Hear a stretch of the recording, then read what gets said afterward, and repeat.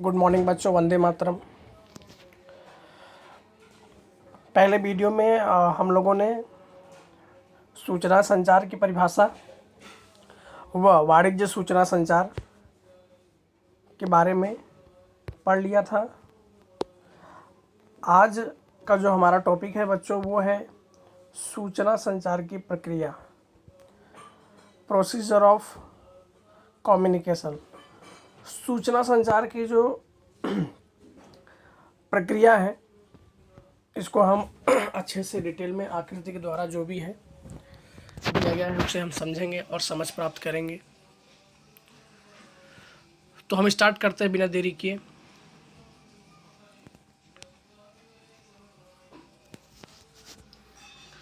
सूचना संचार या वाणिज्य सूचना, आप देखिए दोनों विभावनाओं में सूचना शब्द का उपयोग हुआ है। सूचना संचार या वाणिज्य सूचना जो हमने ऊपर पढ़ लिया कल, तो इन दोनों जगहों पर आप देखिए सूचना शब्द का उपयोग हुआ है। तो इस प्रकार तात्विक रूप से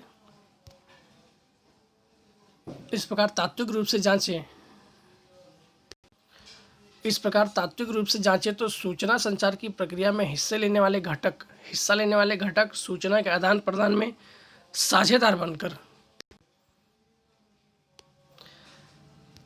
इस प्रकार तात्विक रूप से जांचें तो सूचना संचार की प्रक्रिया में हिस्सा लेने वाले घटक सूचना के आदान प्रदान में साझेदार बनकर सूचना, विचार, विभावना, मनोभाव या संदेश का लेन देन करते हैं।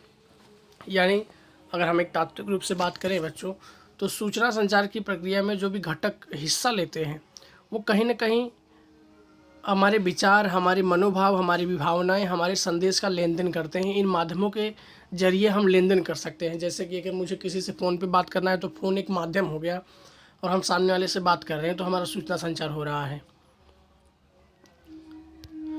प्रत्यायन की इस प्रक्रिया में जिसमें एक व्यक्ति या समूह द्वारा दूसरे व्यक्ति या समूह को सूचना भेजने की कोशिश करते हैं। जैसे मैं अभी एक पर्सन हो गया और आप समूह में हो तो भी सूचना संचार हो सकता है। समूह का समूह के साथ सूचना संचार हो सकता है। व्यक्ति का व्यक्ति के साथ सूचना संचार कर सकते हैं। मतलब एक व्यक्ति या समूह दूसरे किसी व्यक्ति या समूह के साथ सूचना संचार करते हैं या सूचना भेजने की कोशिश करते हैं। इस कोशिश या प्रयत्न में विविध माध्यमों, साधनों का उपयोग किया जाता है। तो इस सूचना संचार में जो हम सूचना भेजने की कोशिश करते हैं, तो इस सूचना भेजने की कोशिश में विविध माध्यम और साधनों का उपयोग किया जाता है। जैसे अगर हम एग्जाम्पल की बात कर लें तो यदि मुझे सूचना कहीं अपने गांव में भेजना है तो हम मोबाइल से भी बातचीत करके सूचना दे सकते हैं, पत्र द्वारा भी दे सकते हैं। तो पत्र एक माध्यम हो गया, मोबाइल एक माध्यम हो गया, एक साधन हो गया। ठीक है। विचार संक्रमण की प्रक्रिया पूरी होने पर सामने वाले पक्ष की ओर से प्रतिभाव प्राप्त होता है। ये बहुत इंपॉर्टेंट टॉपिक है। जिस समय सूचना संचार की प्रक्रिया पूरी हो जाएगी, यानी विचार संक्रमण की प्रक्रिया पूरी होने पर सामने वाले पक्ष मतलब जैसे मैं वक्ता हुआ, मैं सूचना भेज रहा हूँ, किसी को भेजूंगा तो सामने वाला पक्ष हुआ, जिसको भेजूंगा श्रोता। तो श्रोता की तरफ से प्रतिभाव प्राप्त होना बहुत ज़रूरी है। प्रतिभाव का मीन्स फीडबैक, उनका फीडबैक मिलना ज़रूरी है। जैसे मैंने किसी से कुछ क्वेश्चन किया, मैंने पूछा कि हमारी एक कंपनी है, उस कंपनी में काम करना चाहते हैं, तो अगर कोई प्रतिभाव ना आए तो इसका मतलब ये हुआ कि हमारे सूचना संचार में कोई कमी रह गई। बहुत सारी बातें आती है। जैसे आपने एडवर्टाइजमेंट भी देखते होंगे, साबुन का, शैम्पूल का एडवर्टाइजमेंट आता है। अगर हमें उनकी सूचना संचार अच्छी लगती है तो हम खरीदते हैं वो चीज़ें। यानी उनका जो प्रतिभाव है, हमारा जो प्रतिभाव है उनको मिलता है, फीडबैक मिलता है। जैसे अभी मैं पढ़ा रहा हूँ, अगर आपको समझ में आता होगा तो आपने फीडबैक दे सकते हो, सर समझ में आ रहा है। नहीं आता होगा तो मुझे ऐसा लगेगा कि हमारे सूचना संचार में कुछ कमी है। तो इस प्रक्रिया को हम क्रमानुसार समझेंगे। तो निम्नलिखित घटक नीचे बताए गए हैं, जिसमें से पहला है वक्ता। वक्ता होता है बच्चों जो सूचना भेजता है, जिनके द्वारा सूचना भेजी जाती है। मीन्स सूचना भेजने वाला वक्ता अन्य व्यक्ति या समूह को सूचना विचार पहुंचाने हेतु सूचना संचार की प्रक्रिया प्रारंभ करता है। यानी वक्ता द्वारा सूचना संचार की प्रक्रिया प्रारंभ की जाती है। वक्ता के द्वारा सूचना संचार की प्रक्रिया प्रारंभ होती है। और वक्ता किसे कहते हैं आप समझ गए होंगे, सूचना भेजने वाले व्यक्ति को वक्ता कहते हैं। फिर और हाँ, दूसरा इम्पोर्टेंट बात बच्चों, आपको ये स्टेज वाइज में ही लिखना है। एग्जाम में ये क्वेश्चन आता है कि सूचना संचार की प्रक्रिया समझाइए, तो आपको ये क्रमानुसार ही लिखना है। जैसे अगर 1 नंबर पे वक्ता है तो वक्ता, 2 नंबर पे प्रस्तुतिकरण है तो प्रस्तुतिकरण ही लिखना है।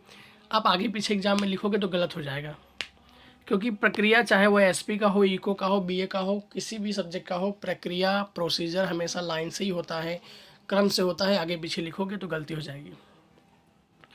तो जैसे दिया है वैसे हमको एग्जाम में लिखना है, लाइन टू लाइन। पहले वक्ता के बारे में हमने पढ़ लिया, सूचना भेजने वाला व्यक्ति जो अन्य व्यक्ति या समूह को सूचना पहुंचाने का काम करता है।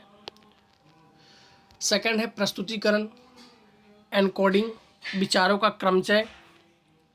वक्ता द्वारा विचार को सूचना का स्वरूप देने से पहले तत्संबंधी विचारों को किस प्रकार से प्रस्तुत करना है। यानी वक्ता द्वारा सूचना का स्वरूप देने से पहले हमें अपने विचारों को किस प्रकार प्रस्तुत करना है, मतलब सामने वाला समझ सके। किस भाषा का उपयोग करना है, सामने वाला अगर हिंदी नहीं समझता है तो उसे इंग्लिश बोलना है। सूचना संचार में हिंदी समझता है तो इंग्लिश नहीं बोलना है। यानी सूचना संचार में प्रस्तुत करने, सूचना संचार को भेजने से पहले हमें अपनी सूचना को किस भाषा में, कौन से शब्द या चित्र, ध्वनि, माध्यम, कौन सा अनुरूप होगा जिससे सामने का पक्ष, व्यक्ति या समूह या सुनने वाला समझ सके, ऐसे विचार की प्रक्रिया को प्रस्तुतिकरण कहते हैं। समझ गए आप लोग? फिर से एक बार समझा दे रहा हूँ। प्रस्तुतिकरण क्या होता है? वक्ता जो होता है सूचनाओं को भेजने से पहले, सूचना संचार करने से पहले वो शब्दों का, भाषा का, ध्वनि, माध्यम सामने वाला समझ सके, उसके अनुरूप वो सेलेक्ट करता है, चयन करता है, जिससे सामने वाला व्यक्ति समझ सके और समझ के प्रतिभाव दे सके, वही कहलाता है प्रस्तुतिकरण। थर्ड नंबर पर है संदेश और सूचना। तो विविध साधनों, उपकरणों या माध्यमों द्वारा वक्ता विचारों को योग्य रूप से प्रस्तुत करता है, जिसे हम संदेश सूचना के रूप में समझते हैं। ये तो बहुत ईजी है कि विविध साधन, उपकरण या माध्यम द्वारा वक्ता जब अपने विचारों को योग्य रूप से प्रस्तुत करे तो उसे हम संदेश और सूचना के रूप में समझेंगे। ये थोड़ा दोनों मिलता जुलता है बच्चों। चैनल, मीडियम, माध्यम, तो जिस माध्यम के द्वारा सूचना भेजी जाती हो, जैसे पत्र द्वारा सूचना भेजी जाए तो पत्र माध्यम हो गया, मोबाइल द्वारा सूचना संचार किया जाए तो मोबाइल माध्यम हो गया। संदेश सूचना को भेजने हेतु वक्ता जिन भाषाओं, चित्रों, ध्वनि, पत्र जैसे साधन उपकरण का उपयोग करके सूचना अन्य स्थानों पर पहुंचाई जाती हो, उसे माध्यम कहा जाता है। परिस्थिति व आवश्यकतानुसार वक्ता योग्य माध्यम का चुनाव करता है। संदेश सूचना को भेजने के लिए वक्ता जिन माध्यम का उपयोग करता हो उसे आप माध्यम कह सकते हैं। जैसे वो मान लीजिए कि किस भाषा का उपयोग कर रहा है, कौन से चित्र का उपयोग कर रहा है, कौन सी ध्वनि का उपयोग कर रहा है। और इसमें एक इम्पोर्टेंट बात है कि परिस्थिति व आवश्यकता अनुसार वक्ता योग्य माध्यम का चुनाव करता है। मीन्स परिस्थिति के अनुसार माध्यम का चुनाव होगा। जैसे अब एग्जाम्पल ले लेते हैं कि अगर हमारे सामने 5-6 लोग बैठे हैं तो हम जनरली, मुझे माइक की ज़रूरत नहीं पड़ेगी, छोटी सी क्लासरूम है, माइक की ज़रूरत नहीं पड़ेगी, मैं बच्चों को आराम से समझा सकता हूँ, पढ़ा सकता हूँ। यदि एक बहुत बड़ा क्लास है और 100-200 स्टूडेंट बैठे हैं, कॉलेज में आपने अक्सर देखा होगा, बहुत सारे पिक्चर में देखा होगा कि बहुत सारे जो प्रोफेसर होते हैं वो माइक का यूज़ करते हैं बच्चों को पढ़ाने के लिए। तो उसमें कि क्लास बहुत बड़ी होती है, बच्चे ज़्यादा होते हैं तो आवाज़ पीछे तक नहीं पहुँच पाती है, इसलिए वो माइक का यूज़ करते हैं ताकि साउंड उन तक पहुँच सके। यानी परिस्थिति और आवश्यकता के अनुसार वक्ता योग्य माध्यम का चुनाव कर सकता है कि व्यक्ति कैसे समझ सकता है, चित्र समझ सकता है, ध्वनि समझ सकता है, कौन सी भाषा समझ सकता है।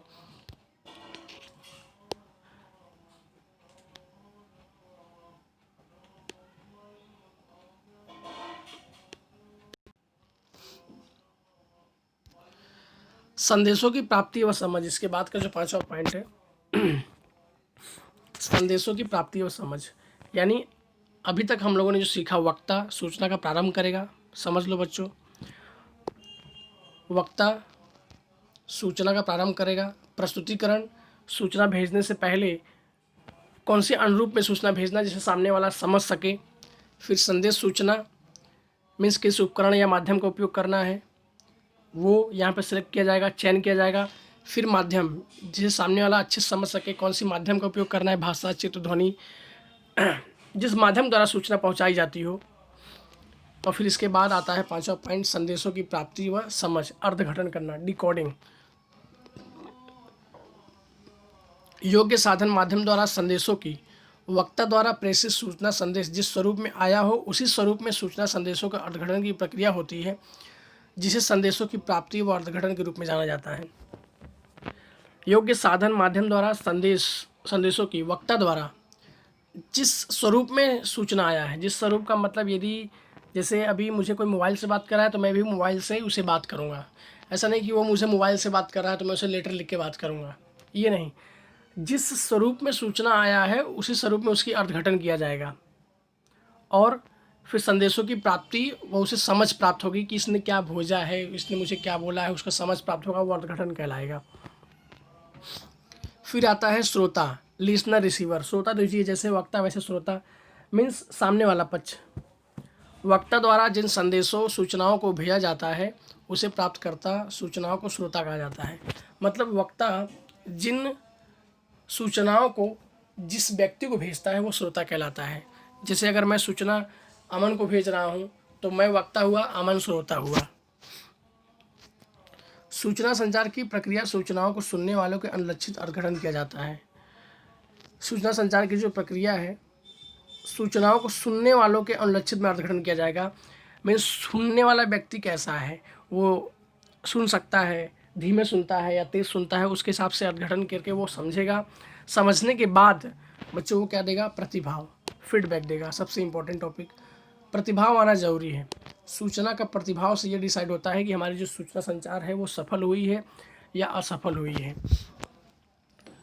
सूचना संचार की प्रक्रिया इस प्रकार आगे बढ़ जाती है एवं श्रोता के उत्तर मिलते ही पूरी हो जाती है, उसे प्रतिभाव कहा जाता है।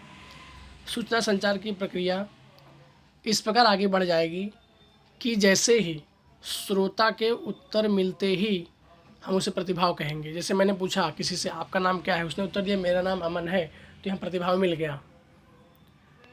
अगर प्रतिभाव नहीं मिलता है जिसका मतलब सूचना संचार में कोई कमी थी, या सामने वाला सुन नहीं सकता या धीरे सुनता है, या हमने योग्य माध्यम का चुनाव नहीं किया, बहुत सारी रीजन आएंगे।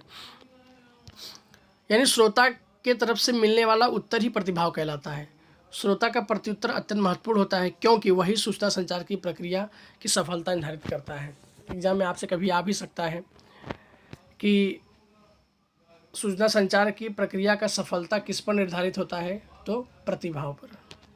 ठीक है, ये इसका आंसर होगा।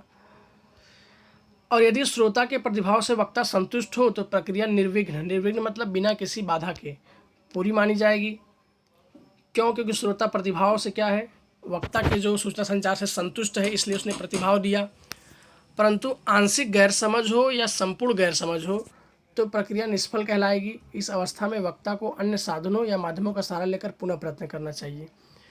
परंतु सामने वाले वक्ता को कोई गैरसमझ हो या समझ में नहीं आया हो तो प्रक्रिया क्या होगी, अधूरी मानी जाएगी, निष्फल मानी जाएगी और दोबारा अन्य साधन या माध्यमों का सहारा लेकर दोबारा प्रयत्न करना चाहिए। जैसे सामने वाला कम सुनता है और मैंने सूचना संचार कर दिया, उसे कुछ समझ में नहीं आया, तो हो सकता है मुझे कोई मशीन की या बहुत तेज़ से बोलने की ज़रूरत है। यहाँ उल्लेखनीय है कि भाषा, शब्द, लिपि, प्रतीक, चित्र साधन स्वरूप हैं और मौखिक, लिखित, हाव भाव, अभिनय द्वारा प्रस्तुतीकरण माध्यम स्वरूप है। देखो साधन और माध्यम यहाँ आपको एकदम अच्छी तरीके से कंप्लीट हो जाएगा। हम किस भाषा, लिपि, प्रतीक, लिपि आप जानते ही हो, भाषा हिंदी, अंग्रेजी, चित्र, स्वरूप का हम उपयोग कर रहे हैं, वो साधन हो गया। और यदि मैं मौखिक, ओरल, लिखित या हाव भाव, एक्सप्रेशंस देकर अगर मैं प्रस्तुत कर रहा हूँ तो ये माध्यम स्वरूप है। सूचना संचार की प्रक्रिया हम कुछ आकृति द्वारा भी समझ सकते हैं, जैसे यहाँ दिया है, आप इसे भी एग्जाम में बना सकते हो तो और भी समझ में आ जाएगा।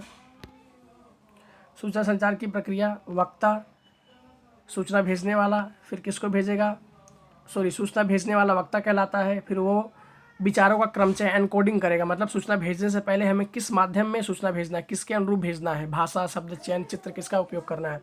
फिर संदेश आ जाएंगे, भाषा, चित्र, ध्वनि कैसा उपयोग करना है, फिर माध्यम, कौन से माध्यम का उपयोग करना है। ओरल है, लिखित है, कैसे बोलना है, लिख कर बोलना है, ओरल बोलना है, या हाव भाव समझाना है। अगर वो बहरा है तो हाव भाव एक्सप्रेशन समझाना है या लिख के समझाना है, क्योंकि ओरल तो समझ नहीं पाएगा वो। फिर सामने वाला संदेश को प्राप्त करेगा और फिर वो अपना लिसनर, श्रोता को ये प्रतिभाव मिलेगा, श्रोता उसको प्राप्त करेगा सूचना को, फिर वो क्या देगा, अपना प्रतिभाव देगा, फीडबैक देगा। इस तरीके से बच्चों सूचना संचार की प्रक्रिया हमारी पूरी हुई। उम्मीद है कि आपको समझ में आया होगा। यदि बच्चों कुछ टॉपिक में आपको प्रॉब्लम होता है, कोई चीज़ समझ में नहीं आता है, तो आप हमें व्हाट्सअप कर सकते हो, तो मैं आपको और भी अच्छी तरीके से कंप्लीट कर दूंगा। धन्यवाद। वंदे मातरम।